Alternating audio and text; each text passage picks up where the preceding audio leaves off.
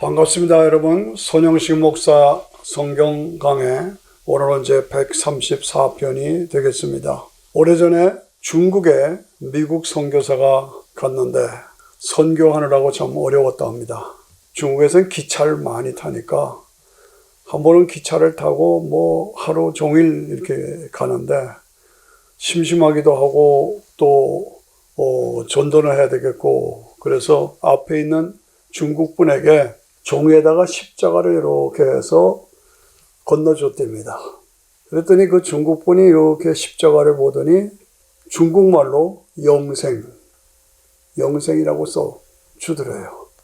깜짝 놀랐대나. 십자가로 표시를 해서 줬는데 그쪽에서 영생, 크리스찬이구나. 그런 뜻깊은 이야기를 제가 들었었습니다. 한국에서 제가 미국에 올 때, 그때만 해도 한국은 전 특별히 광나루 건너편에 천호동에 살았는데 개발이 안 돼가지고 장화 없이는 못 살고 비가 오면 질컥질컥하고 이제 그랬어요. 근데 미국에 가면 집집마다 아스팔트가 깔려 있고 집집마다 작업용처가 하나 두 대 다 있고 울타리도 없고 그것이 미국이다. 그래서 그런 나라가 어디 있냐 그렇게 생각했습니다. 근데 미국에 와보니까 진짜 그래요. 집집마다 아스팔트가 깔려있고 집집마다 잔디가 깔려있고 그리고 자동차가 두세 대씩 다 있고 울타리도 없고 전혀 다른 세계였습니다. 진짜 있네. 근데 성경이 우리에게 말씀하는 것은 천국은 우리가 상상할 수 없는 황금길이 깔리고 생명가에서 영원히 즐거운 찬양을 부리며 영생을 누리는 곳이 천국이다 라고 말씀합니다. 그런 나라가 우리에게 있다. 천국은 어떤 것일까? 하나님 나라, 아버지 집, 실제 존재하는 실제적인 나라, 장소지요. 곳이지요. 그곳에 가서, 그 나라에 가서 영원히 우리가 영생을 누릴 그 아버지 집이 우리에게 있다. 고린도후서 12장에 보니까 사도 바울이 셋째 하늘에 올라가서 낙원에 들어가서 말할 수 없는 영광을 보았다 라고 체험적인 간증을 하고 있습니다. 계시록 4장에 보면 하나님께서 영광의 보좌에 앉아 계십니다. 그리고 네 생물과 24 장로들이 경배를 하는 모습이 나옵니다. 그런데 하나님께서 그 영광의 보좌에 앉으셨는데 녹보석과 같더라, 홍보석과 같더라, 벽보석과 같더라, 무지개에 둘러싸였다. 그 표현이 참 특이하죠. 그런데 그 말뜻에 의미가 있습니다. 녹보석이라는 것은 생명의 본질이 되시는 분이 하나님이시다. 생명을 말합니다. 모든 생명의 근원이 하나님이시다 하는 생명을 말하는 거죠. 홍보석이라는 것은 공의와 심판을 말합니다. 하나님은 공의의 하나님이시고 심판하신 하나님이시다. 벽보석이라는 것은 깨끗하고 정결하고 경건하고 흠이 없는 그 하나님이 그런 모습으로, 그런 표현으로 우리에게 말씀하고 있습니다.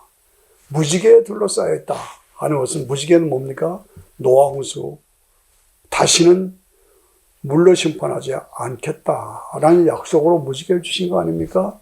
이거 하나님께서는 우리 인간을 심판하실 때 다시는 물 심판은 없습니다. 그걸 말씀하는 것입니다. 그래서 녹보석의 영광, 홍보석의 영광, 벽보석의 영광을 누리시면서 무지개에 둘러싸여 있는 영광의 하나님이 지금 현재 우리 아버지 하나님이 앉아 계신 걸 우리가 알고 믿어야 합니다. 계시록 20장 6절에 보니까 첫째 부활에 참여하는 자들이 복이 있고 거룩하도다. 둘째 사망이 그들을 다스리는 권세가 없고 도리어 그들이 하나님과 그리스도의 제사장이 되어 1000년 동안 그리스도로 더불어 왕노릇하리라. 이 땅에서 하나님 살아계심을 믿고 독생자 예수님을 믿어서 죄사함 받고 끝까지 신앙을 지킨 사람들은 하나님 나라에 들어가서 천년왕국에 들어가서 천년 동안 그리스도가 왕이 되시고 우리 성도들이 왕 노릇하는 때가 온다, 있다. 어제 계시록 20장은 전부 그 얘기입니다. 예, 우리 성도들이 부활해서 세상 나라가 천년왕국으로 바뀌고 사막에 생물이 흘러가고 강이 흘러가고 꽃이 피어 향기나고 그 다음에 사자들이 풀을 뜯어먹고 어린아이와 사자굴 속에 손을 넣어도 해를 받지 않는 그 나라가 우리에게 있다는 거예요. 그 나라에 예수님이 왕이 되시고 마귀는 무정의 습을 집어넣고 그리고 우리가 예수님과 더불어 왕 노릇하는 때, 왕 노릇하는 때가 우리에게 있다. 이 계시록 20장에 분명히 말씀하고 있습니다. 계시록 21장 1절에 보니까 내가 새 하늘과 새 땅을 보니 처음 하늘과 처음 땅이 다 없어졌다. 세상 것이 다 없어졌다. 새 하늘과 새 땅으로 이루어졌다. 그리고 거룩한 성 새 예루살렘이 하나님께로부터 하늘에서 내려오니 신부가 남편을 입어요 화려하게 단장한 것 같더라. 그런 그 영광의 나라가 이 땅에 임하는 것을 볼 수가 있습니다. 새 예루살렘이. 그래서 다시는 눈물이 없고 이별이 없고 죽음이 없고 고통이 없는 그 하나님께서 우리와 함께 계신다. 우리와 함께 하신다. 얼마나 좋습니까? 그 나라가 우리에게 준비되어 있다는 거죠. 그래서 우리의 눈물을 다 씻기시고 다시는 곡하는 것이나 아픔이나 눈물이 없는 처음 것은 다 지나갔다. 그 하나님 나라가 우리에게 준비되어 있어요. 계시록 21장 27절에 보니까 무엇이든지 속된 것이나 가증한 일이나 거짓말하는 자들은 결코 그리로 들어오지 못하고 오직 어린 양의 생명책에, 어린 양이라는 것은 예수님입니다. 그 어린 양 되신 예수님이 나의 죄, 여러분들의 죄를 대신해서 십자가에 죽으셨잖아요. 그 피가 나를 위한 것이라고 내가 믿는 그 사람은 하늘의 생명책에 이름이 기록됩니다. 호적등본하는 거 마찬가지예요. 주민등록하는 거나 마찬가지예요. 그래서 예수님의 피가, 하나님의 독생자 예수님의 피가 나를 위해서 흘리신 것입니다 라고 내가 인정하고 믿고 받아들이면 내 죄사함이 이루어지고 내가 죄인의 자리에서 의인의 자리로, 마귀의 자리에서 하나님의 자녀로, 지옥 갈 사람이 천국 갈 사람으로 바뀌는 겁니다. 그래서 내 이름이 생명책에 기록돼요. 그래서 22장 1절에 보니까 생명수, 생명가에서 하나님을 찬양하며 어린 양의 보호자로부터 생명수가 흘러나옵니다. 생명나무가 있고 12가지가 열매를 맺고 만물을 소생시키는 그 놀라운 그 장면이 계시록 22장에 보면 쫙 선포됩니다. 다시는 저주가 없고 하나님과 그 어린 양의 보호자가 그 가운데 있으니 그 종들이 그를 섬기며 그의 얼굴을 볼 터여 그의 이름도 저희 이마에 있으리라. 예수 믿는 게 보통 일이 아닙니다. 여러분, 우리가 기행문을 읽잖아요. 저는 엘리자베스 여왕을 봤거나 영국 왕궁에 가본 적이 없습니다. 그러나 기사를 통해서 여왕이 어떠시고 또 왕궁이 어떻다 알잖아요. 저는 백악관 가까이 살기 때문에 백악관에 옆에 차 타고 지나다녀요. 그런데 실제로 성경에서 기록한 것이 그대로 마치 기행문을 보면 그대로 있는 것처럼 그대로 있다는 거죠. 그래서 다시는 눈물이 없고 고통이 없고 밤이 없고 등불과 햇빛이 쓸데없고 주 하나님이 저희에게 비추사 저희가 세세토록 왕노릇한다. 이 땅에서 고난과 어려움이 있지만은 예수님을 믿고 죄사함 받고 구원받아서 성도의 정결을 지킨 그 사람들은 하나님의 생명책에 기록되어 있고 그리고 주님이 재림하실 때 부활하고 그래서 영원히 왕노릇하는 때가 우리에게 포장되어 있다.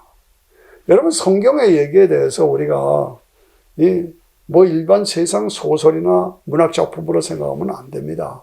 하나님이 계시로 주신 하나님의 말씀이고 거기엔 우리의 영원한 영생에 대한 신비한 비밀이 있어요. 신비한 비밀이 있어요.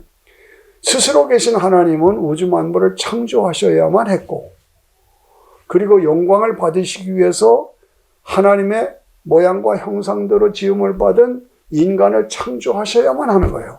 그래서 하나님이 흙으로 인간을 빚으시고 후하고 하나님의 생기를 부어놓으셔서 우리 속에는 하나님의 생기가 들어있습니다. 하나님의 신이 들어있습니다. 그래서 우리는 영원히 없어지지 않아요. 없어질 수 없는 존재예요. 인간은 영원히 영생하는 존재다 말이죠. 그리고 하나님께서 생육하고 번성하라는 축복을 주셨어요. 축복해서 번성하게 일어나는 거예요. 그러나 하나님을 떠나서는 안 된다 하는 말씀으로 뭘 뒀어요? 선악과를 두셨어요. 선악과는 왜 만드셨느냐? 네가 번성하고 번성하되 축복을 누리되 하나님의 기준에서 떠나지 말아라. 그래요. 그래서 선악과를 두신 거예요.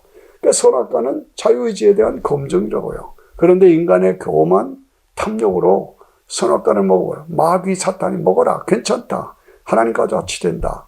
그러니까 우리 할머니 할아버지가 잡수신 거예요. 그래서 하나님의 기준에 어긋나서 하나님과의 관계가 단절된 거예요. 그래서 인간이 타락했어요. 그래서 인간에게 악이 들어오고 죄가 들어오고 저주가 들어오고 죽음이 들어오고 이렇게 된 거 아닙니까? 그래서 이 문제를 해결하기 위해서 하나님께서 여인의 후손을 통해서 해결의 길을 열어주겠다. 여인의 후손이 뭡니까? 마리아의 몸을 빌어 처녀 마리아의 몸을 빌어 성령으로 잉태해서 예수님이 이 땅에 오셔서 예수님은 성령으로 잉태했으니까 하나님의 아들이 되고 인간의 몸 마리아의 몸을 빌었으니까 인간이 되고 그래서 신성과 인성을 함께 가지신 양성의 소유자로 이 땅에 오셔서 우리의 죄값을 저의 여러분의 죄값을 위해서 대신 죽어주셨단 말이죠.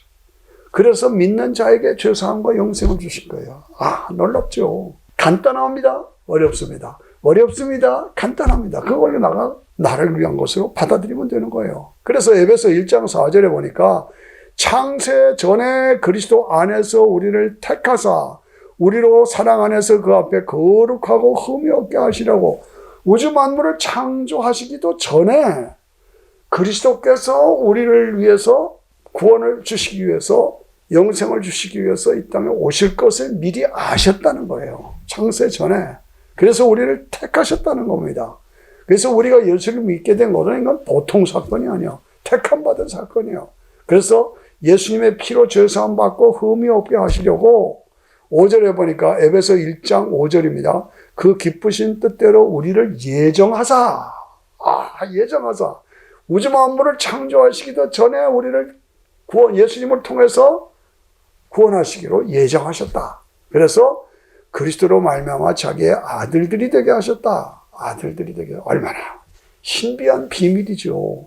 예수 믿는 건 보통 비밀이 아닙니다. 그리고 이것을 믿게 되는 건 보통 특권이 아닙니다. 결과적으로 택함받은 사람들이 구원받는 거예요. 그래서요 6절에 보니까 이는 그의 사랑하시는 자 안에서 우리에게 거저 주시는 바 믿는 사람에게 자격이 없고 공로가 없지만 그 예수님이 하나님의 독생자인데 나를 대신해서 십자가에서 죽으셔 피 흘려 죄값을 지불해 주신 것을 내가 믿습니다 하고 고백하고 마음으로 믿고 입으로 시인하면 뭡니까? 나에게 죄사함과 하나님의 자녀됨에 축복을 주는 이거는 공짜로 주시는 선물이에요. 그러니까 은혜의 영광을 은혜라는 건 공짜란 말입니다.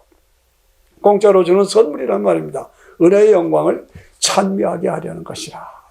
그렇습니다. 7절에 보니까 우리가 그리스도 안에서 그의 풍성함을 따라 그 피로 말미암아 구속 곧 죄사함을 받았으니 예수 그리스도의 피를 통해서 피에 의해서 죄사함이 이루어졌단 말이죠. 그래서 구원을 받았다. 하나님의 자녀가 됐다.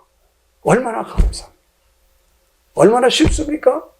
그러나 얼마나 어렵습니까? 그러나 이걸 받아들이면 엄청난 축복이 나에게, 엄청난 영광이 나에게, 영원한 영광이 나에게 보장되어 있는 것이에요.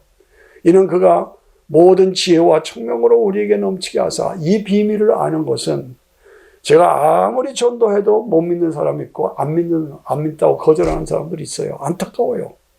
그런데 이것을 믿어서 구원받게 하는 건 하나님이 주시는 지혜와 총명으로 우리에게 넘치게 하셨다 이거죠.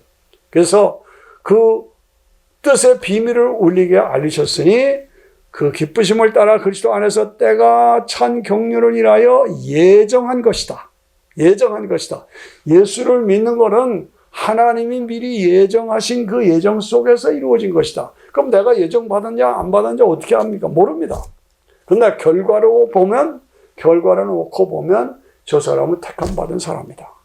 예수 믿을 수밖에 없는 상황인데 안 믿는 사람이 있어요. 그렇게 전도해도 안 믿는 사람, 결과를 보면 예정이 안 된 겁니다. 택함이 없는 겁니다. 그런데 전혀 안 믿던 사람이 나중에 분명하게 예수 믿고 고백하고 하는 사람이 있어요. 아, 이 사람은 택함 받았다 라고 말할 수밖에 없어요. 그래서 10절에 보니까 하늘에 있는 것이나 땅에 있는 것이다 그리스도 안에서 통일되게 하려 합니다. 이 땅에 70억이 넘는 많은 사람들이 있습니다. 이 사람들이 다 구원받는 거 아닙니다.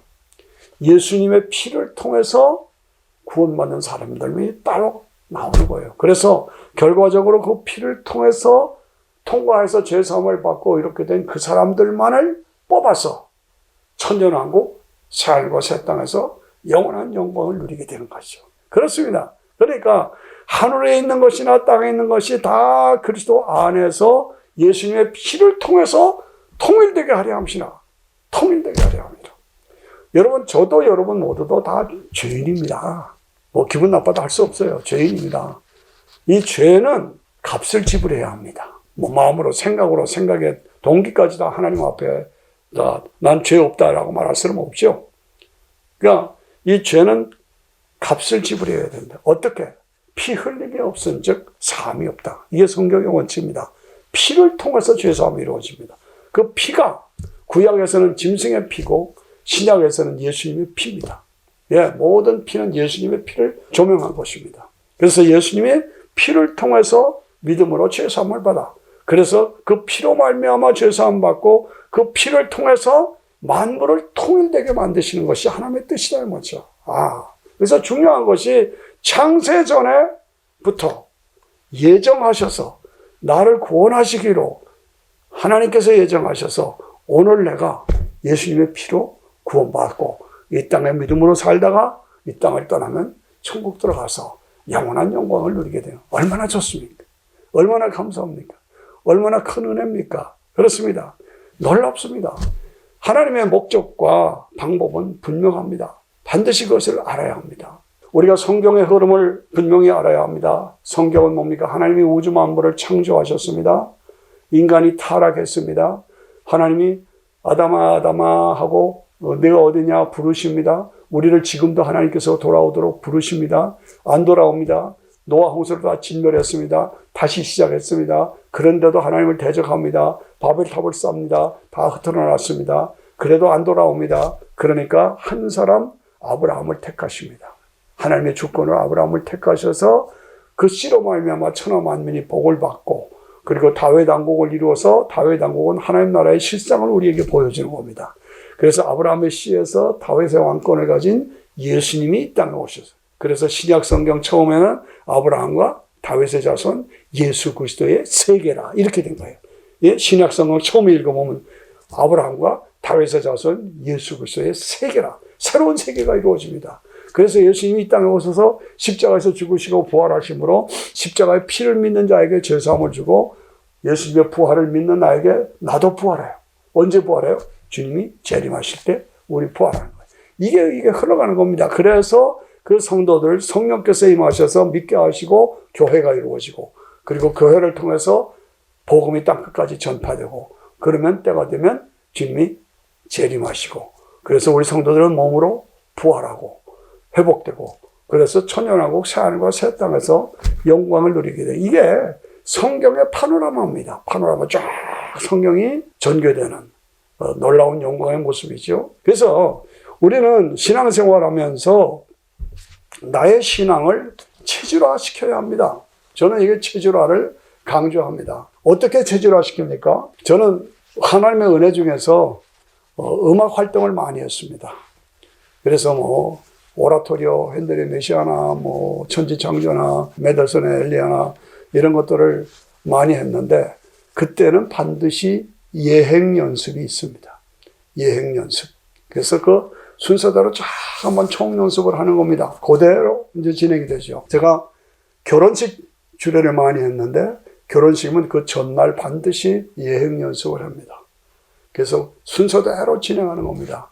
저는 뮤지컬을 많이 했습니다. 그래서 크리스마스 되면은 예수님의 탄생 예언, 탄생, 생애, 고난, 그리고 십자가, 부활, 이걸 쫙 이제 풀어가면 애들이 나와서 노래도 하고 그래서 뭐 한 300명, 400명이 동원돼가지고 뮤지컬을 합니다. 복잡하고 어렵습니다. 그런데 하나하나를 순서를 하면 그거 그대로 됩니다. 이게 뭡니까? 예행 연습입니다. 우리 인간이 살면서 가장 중요한 나 개인에게 이루어진 사건은 뭡니까? 다른 거 없습니다. 내가 죽는다는 겁니다. 내가 죽는다. 이 죽음에 대한 예행 연습이 필요한 겁니다. 복음 안에서, 복음을 통해서. 여러분 잠자다가 깼습니까? 잠이 안 옵니까? 예행 연습하십시오. 자, 어떻게 예행 연습하냐? 내가 지금 죽었다? 그렇죠? 죽자요? 저도 여러분도 다 죽잖아요? 죽었다? 그러면 육체와 영혼이 분리되는 것이다. 그래서 분리되면 성도는 천사의 수정을 받아서 즉시 낙원으로 올라가서 아브라함의 품에 안긴다. 불신자는 음부에 빠진다. 어디에 있느냐? 누가복음 16장에 정확하게 써 있잖아요. 그래서 육체와 영혼이 분리되고 우리 몸은 화장되거나 매장된다. 그러나 없어지지 않고 겨울에 씨가 뿌려져 있다가 나중에 나오는 것처럼 우리의 몸이 유전자 불멸의 법칙, DNA, 원자 불멸의 법칙에 의해서 땅속에 스며 있는 거예요. 그리고 역사는 진행됩니다. 그래서 복음이 땅 끝까지 전파되죠. 지금 막 복잡하게 돼서 주님이 재림오실 징조로 보이고 있잖아요. 지금 우크라 전쟁이니 뭐 코로나니 뭐 복잡하잖아요. 점점 그렇게 가는 겁니다. 그래서 복음이 땅 끝까지 전파되면 땅 끝이 어디냐? 이스라엘입니다. 그래서 전파되면 주님이 재림하십니다. 그 재림할 때 낙원에 가 있던 영혼들을 데리고 오십니다. 데살로니가 전서 4장에 보면 정확하게 써 있어요. 데리고 오십니다. 그리고 땅에 묻혀있던 우리의 몸이 DNA, 그 다음에 원자 분별의 법칙에 의해서 몸이 다시 살아납니다. 몸이 다시 회복됩니다. 봄이 되니까는 꽃이 피는 것처럼 이사야서 26장 19절에 보면 분명하게 써 있습니다. 그리고 요한복음 5장 28절에 보면 무덤 속에 있는 자가 내 음성을 들을 때가 오나니 내 음성을 듣고 살아나리라. 무덤에서 다 일어나리라 그랬어요. 그거 그대로 이루어진 거예요. 성경은 그대로 이루어집니다. 그래서 몸이 회복되는 겁니다. 그래서 낙원에 가 있던 영혼을 데리고 오시고 다시 회복된 몸으로 재결합해서 이 부활체가 되는 거예요.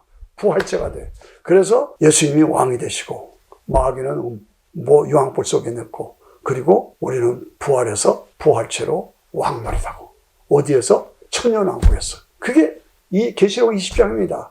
그리고 새 예루살렘이 화려한 예루살렘이 내려오고 그래서 다시는 눈물이 없고 고통이 없는 그래서 인간의 시간대가 크로노스의 시간대가 카이로스 시간대로 하나님의 시간대로 바뀌는 겁니다. 그래서 영원 무궁이 옛날에 2000년 전에 살았거나 지금 살았거나 그 성도들이 다 서로 알아보고 서로 함께 옛날에 죽었던 사람들, 1000년 전에 죽었던 사람들, 이걸 보여주는 것이 변호산의 사건이죠. 모세가 1500년 전 사람이고 엘리야가 750년 전의 사람인데 다시 베드로와 만나서 같이 알아보고 기뻐하고 들어가잖아요. 이런 현상이 우리에게 이루어진다. 그래서 이런 그 흐름을 자꾸 되새겨보란 말이죠. 예. 예행 연습을 하라는 얘기가 그 얘기입니다. 아, 이렇게 되는구나. 죽는구나. 분리되는구나. 복음이 전파되구나. 주님이 재림하시구나. 그런 낙원에 가 있던 나를 데리고 오시는구나. 내 몸이 다시 회복시키는구나. 몸과 영혼을 다시 재결합시키는구나. 그래서 천년왕국에서 내가 왕노릇 하는구나. 새 하늘과 새 땅에서 영원히 왕노릇하고 하나님께 영광을 돌리는구나. 이것을 되새기면서 자꾸 되새김하면 체질화됩니다. 체질화돼서 우리는 흔들림이 없는 신앙생활이 이루어지는 것입니다. 이 확신을 가지고 우리가 견고하여 흔들리지 말고 더욱더 주의 일에 힘쓰는 저와 여러분이 되어야 할 줄로 믿습니다. 감사합니다.